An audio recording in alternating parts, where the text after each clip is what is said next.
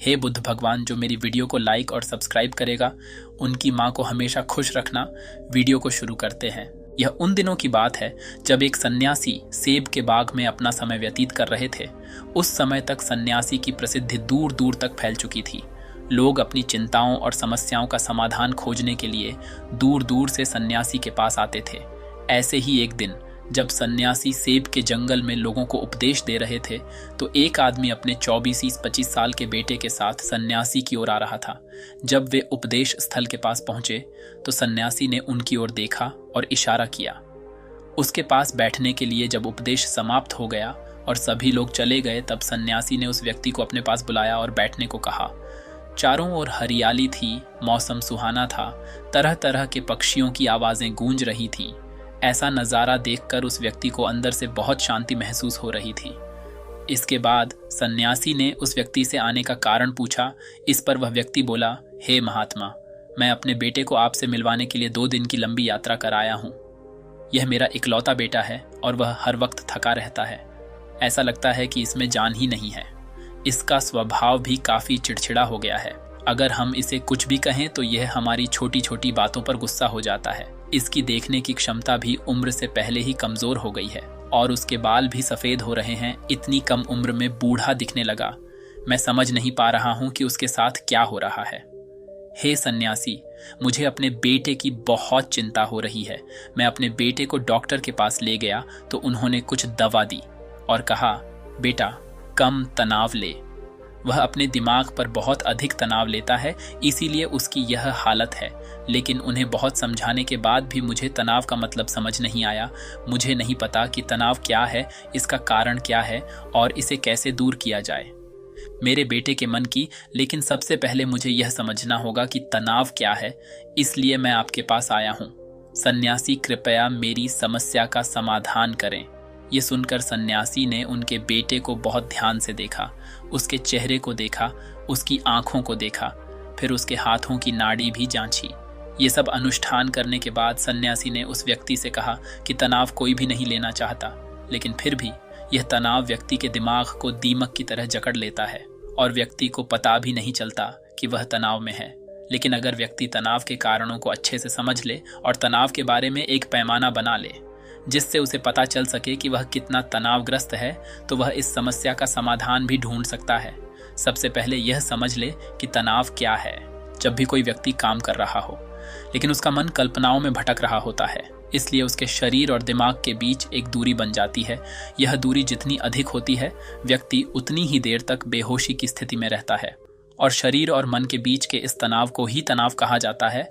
आखिर पसंदीदा खेल खेलने के बाद इंसान ऊर्जा और खुशी से क्यों भर जाता है, जबकि वह अपने शरीर को थका चुका होता है। लेकिन समझने वाली बात यह है कि खेलते समय दिमाग और शरीर पूरी तरह से एक साथ खेल में केंद्रित होते हैं, जिससे शरीर और मन के बीच दूरी नहीं रहती और तनाव नहीं आता, और मन में कोई तनाव हो तो दूर हो जाता है। लेकिन इसके विपरीत जब हम कुछ ऐसा करते हैं जो हमें पसंद नहीं है, तो हमारा शरीर वह काम तो कर रहा है लेकिन हमारा मन कहीं दूर कल्पनाओं में भटक रहा है, जिससे शरीर और दिमाग के बीच दूरी पैदा हो जाती है और तनाव पैदा हो जाता है।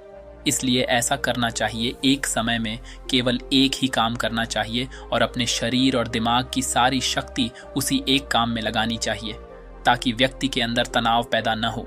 सबसे प्रमुख कारणों में से पहला है अति महत्वाकांक्षी होना। महत्वाकांक्षी होना अच्छी बात है, लेकिन क्या आपने कभी गौर किया है कि उस आदमी का एक लक्ष्य कभी पूरा नहीं होता? उसका एक लक्ष्य पूरा नहीं होता कि वह दूसरे की ओर भागने लगता है। अगर दूसरा पूरा हो जाता है तो फिर तीसरे को, और इस प्रकार वह गोल गोल घूमता रहता है अपने जीवन में अपने लक्ष्य को प्राप्त करने के लिए। इसीलिए जो व्यक्ति अधिक महत्वाकांक्षी होता है, जो बड़े लक्ष्य निर्धारित करता है, वह कभी भी वर्तमान में नहीं रह सकता। उसका दिमाग हमेशा भविष्य की योजना बनाने में व्यस्त रहता है। उसका शरीर वर्तमान में रहता है लेकिन उसका दिमाग भविष्य में रहता है, जिससे इंसान के शरीर के बीच दूरियां पैदा हो जाती हैं और वह तनावपूर्ण जीवन जीने लगता है। सन्यासी के मुख से यह बात सुनकर लड़के ने सन्यासी से कहा कि इसका मतलब है कि हमें लक्ष्य नहीं बनाना चाहिए, क्योंकि लक्ष्य निर्धारित करना भी महत्वाकांक्षा है। इसी बहाने सन्यासी ने कहा कि जीवन में लक्ष्य रखना कोई गलत बात नहीं है, लेकिन समस्या तब उत्पन्न होती है जब हम अपना सारा ध्यान उस लक्ष्य को प्राप्त करने के परिणाम पर केंद्रित कर देते हैं। व्यक्ति को वर्तमान में जीना चाहिए, एक लक्ष्य निर्धारित करें और उस लक्ष्य को प्राप्त करने के लिए कड़ी मेहनत करते रहें। लेकिन साथ ही आपको यह भी ज्ञान होना चाहिए कि आप अभी भी वर्तमान में जी रहे हैं और वर्तमान सत्य है। सन्यासी ने आगे कहा कि ईर्ष्या तनाव का एक और बड़ा कारण है। जब कोई व्यक्ति ईर्ष्या से भर जाता है तो उसका मन अंदर ही अंदर सड़ने लगता है। ईर्ष्या एक आंतरिक घाव है, यानी मन का घाव इंसान के शरीर का घाव तो ठीक हो सकता है, लेकिन मन का घाव कभी नहीं भर सकता। इसलिए कभी भी दूसरों की उन्नति और खुशी से ईर्ष्या नहीं करनी चाहिए, क्योंकि ईर्ष्या तनाव का कारण बनती है। इसके बाद सन्यासी ने तनाव का अगला कारण बताया और कहा कि अरुचिकर काम भी मन में तनाव पैदा करता है। जो काम हमें करना पसंद नहीं है, उस काम में हमारा मन नहीं लग पाएगा। हमारा शरीर वहीं बैठ जाएगा, लेकिन हमारा मन कल्पना की उड़ान भरता है, जिससे शरीर और मन के बीच दूरी पैदा हो जाती है और व्यक्ति तनावग्रस्त हो जाता है। इसलिए व्यक्ति को हमेशा अपनी रुचि के अनुसार ही कार्य करना चाहिए। यदि व्यक्ति ने यह तय कर लिया है कि उसे कौन सा काम करना है और वह उसी काम को अपने जीवन का लक्ष्य बना लेता है, तब वह काम उसके लिए काम नहीं बल्कि खेल बन जाता है। लेकिन दोस्तों, अपने जुनून को फॉलो करो, ये कहना कितना आसान है, अपना सच्चा जुनून ढूंढना कितना मुश्किल है, क्योंकि आजकल ज़्यादातर युवा सेलिब्रिटीज़ और सोशल मीडिया से प्रभावित हैं। वे किसी भी काम को अपना जुनून मानते हैं और फिर कुछ दिनों तक कोशिश करने के बाद उसे बीच में ही छोड़ देते हैं, क्योंकि यह उनका जुनून नहीं था, और इस तरह वे अपना कीमती समय और ऊर्जा बर्बाद करते हैं। तनाव का चौथा कारण है दूसरों से अपेक्षा करना। सन्यासी ने उस व्यक्ति की ओर इशारा करते हुए कहा, एक पिता के रूप में तुम्हें अपने बेटे से बहुत सारी उम्मीदें होंगी कि आपका बेटा बहुत सफल इंसान बने, आपका नाम रोशन करे और जैसा जीवन चाहे वैसा जिए, आपकी हर बात माने। लेकिन क्या आज तक किसी की भी उम्मीदें पूरी हुई हैं?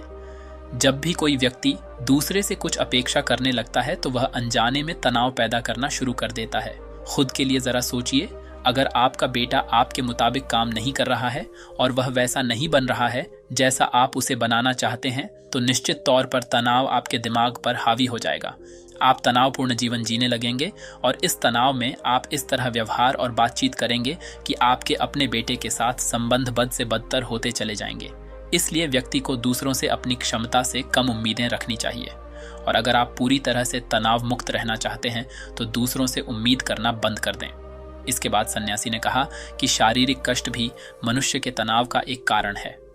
जब कोई व्यक्ति किसी शारीरिक दर्द से गुजर रहा होता है तो उसका पूरा ध्यान उस दर्द पर होता है और वह सारा दिन बस अपने दर्द के बारे में ही सोचता रहता है, जिससे उसका मन दुखद विचारों से भर जाता है और ऐसे में व्यक्ति तनावग्रस्त रहने लगता है।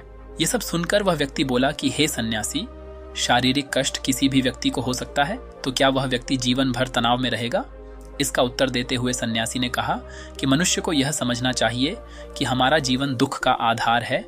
जैसे जैसे हमारा जीवन चलता है, बीमारियां में आती हैं और फिर अंत में मृत्यु आती है। इसलिए बीमारियां मानव जीवन का अभिन्न अंग हैं। इससे कोई नहीं बच सकता। ये बस किसी के जीवन में समय से पहले आता है और किसी के बाद आता है, लेकिन सबके पास आता है जब मानव मस्तिष्क इस बात को अच्छी तरह से समझ जाएगा। तो तब उसे अपनी बीमारी के बारे में सोचकर ज्यादा तनाव नहीं लेना चाहिए, क्योंकि यह हमारे जीवन का अभिन्न अंग है और इसके लिए शारीरिक व्यायाम का अभ्यास करते रहना चाहिए और स्वस्थ जीवन शैली को भी अपने जीवन में जगह देनी चाहिए, जिससे उनका शरीर लंबे समय तक स्वस्थ रहकर ठीक से काम कर सके। तनाव का अगला कारण है अपनी योजनाओं को समझने के लिए समय न देना। कुछ लोगों के मन में यह विचार घर कर जाता है कि वे बिना सोचे समझे उस पर काम शुरू कर देते हैं और जब उन्हें उस काम में असफलता मिलती है तो वे तनाव से भर जाते हैं, क्योंकि उन्होंने उस काम को शुरू करने से पहले उस काम के बारे में पूरी जानकारी इकट्ठा नहीं की थी। किसी भी कार्य को शुरू करने से पहले व्यक्ति को उसके अच्छे और बुरे परिणाम के बारे में ठीक से विचार कर लेना चाहिए। व्यक्ति को यह भी अच्छे से सोचना चाहिए कि यदि यह योजना सफल नहीं हुई तो इसके बाद मैं क्या करूंगा। इसलिए व्यक्ति को अपनी योजनाओं को समझने के लिए पूरा समय देना चाहिए ताकि बाद में वही योजना तनाव पैदा न कर दे। तनाव का 7वां सबसे बड़ा कारण टाल मटोल है। आज का काम कल पर डाल देना। आपने यह कहावत तो सुनी ही होगी कि आलस्य मनुष्य का सबसे बड़ा दुश्मन है। मनुष्य अपने आलस्य के कारण आज के काम को कल पर टाल देता है और फिर टालना उसकी आदत बन जाती है। टाल मटोल करने वाले का काम कभी भी समय पर पूरा नहीं होता है और अगर किसी कारण से हो भी जाता है तो उतना अच्छा नहीं होता जितना हो सकता था और फिर यह बात इंसान के अंदर तनाव पैदा करती है। लेकिन आखिरी समय पर टालना या ना करना एक आदत है, इसलिए न चाहते हुए भी व्यक्ति बार बार इस आदत का शिकार हो जाता है और फिर काम को टालता रहता है और फिर जब काम की समय सीमा नज़दीक आ जाती है तो वह उस काम को पूरा करने की कोशिश करता है। इसलिए तनाव मुक्त रहने के लिए व्यक्ति को काम को टालने की आदत को छोड़ना होगा और यह तभी संभव है जब लोग काम को समय से पहले पूरा करने का प्रयास करेंगे। तनाव का आखिरी और सबसे बड़ा कारण है ज्यादा सोचना। लगातार सोचना भी एक बीमारी है और यह उन लोगों में सबसे ज्यादा पाई जाती है जो कल्पनाएं करते हैं, जो अतीत की घटनाओं के बारे में सोचते रहते हैं और जो भविष्य के बारे में बेतहाशा अटकलें लगाते हैं। इसलिए व्यक्ति को ज्यादा सोचने की आदत पर अंकुश लगाना चाहिए।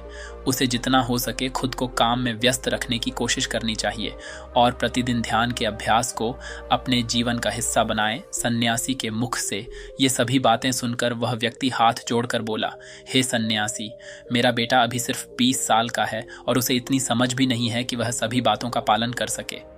कृपया तनाव दूर करने का कोई आसान तरीका बताएं ताकि मेरा बेटा भी उसे अपना सके और तनाव मुक्त रह सके। उस व्यक्ति की यह विनती सुनकर सन्यासी ने कुछ सोचते हुए उत्तर दिया, यदि आप इतनी सारी बातों का पालन नहीं कर सकते तो इसके लिए एक बहुत ही आसान तरीका है। आप एक समय में एक ही काम करने पर ध्यान केंद्रित करते हैं। आप उस समय जो कर रहे हैं बस उसी पर ध्यान केंद्रित करें और यदि आपका मन भटकता है तो जैसे ही आपको याद आए अपना ध्यान उस काम पर लौटा दें। तनाव मुक्त रहने का यह सबसे आसान और अच्छा तरीका है। जब आप खाएं तो केवल खाएं, उसके स्वाद का आनंद लें, उसे महसूस करें। जब आप चलें तो अपना ध्यान केवल चलने पर केंद्रित करें। इससे आपका दिमाग और शरीर दोनों एक ही जगह पर केंद्रित रहेंगे। दोनों के बीच कोई दूरी नहीं रहेगी जो तनाव का मुख्य कारण है। दोस्तों, आज की युवा पीढ़ी एक ही समय में 2 या 3 काम करने की आदी हो गई है, जैसे फ़ोन पर बात करते हुए गाड़ी चलाना, खाना खाते समय टीवी देखना या फ़ोन का इस्तेमाल करना। और फिर उनकी शिकायत रहती है कि मैं तनाव में रहता हूँ, मेरा मन बेचैन रहता है, मैं चिड़चिड़ा हो गया हूँ। जब कोई व्यक्ति एक समय में 3 काम करता है तो यह स्वाभाविक है तनाव उत्पन्न होना, क्योंकि दिमाग एक समय में एक ही काम पूरे ध्यान से कर सकता है। कभी भी एक ही समय में 2 चीज़ों पर पूरा ध्यान केंद्रित नहीं कर पाता। इसलिए जहाँ तक हो सके एक समय में एक ही काम को पूरे ध्यान से करने की कोशिश करें। दोस्तों, मुझे उम्मीद है कि आपको इस वीडियो से बहुत कुछ सीखने को मिला होगा।